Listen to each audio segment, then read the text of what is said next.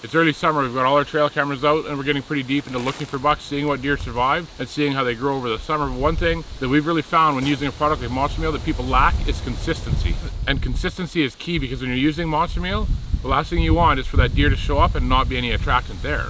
If he shows up and more often than not there's no attractant there, you're really losing out on the biggest benefit of using an attractant, which is helping to create reliable patterns.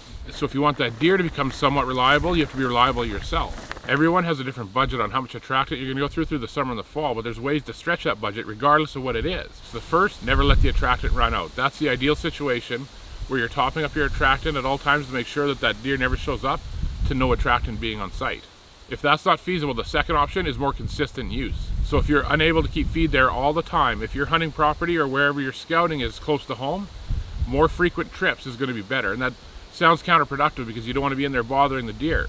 But it's more important to have consistent attractant at your site. If you go to your hunting property, say every 10 days and throw a bag or two of feed out, and it's gone by day 3, and then there's 7 days of no attractant there, adjust to going every 3rd or 4th day and putting out half a bag of attractant, so that when that buck shows up expecting attractant, there's something there. Again, ensuring there's ample attractant there at all times is the goal, but it's not always possible for several reasons. So being more consistent on how you visit that site and having feed at that site is only going to get you more pictures and put you in a better position to take inventory of the bucks in that area and to create a more reliable hunting situation come fall.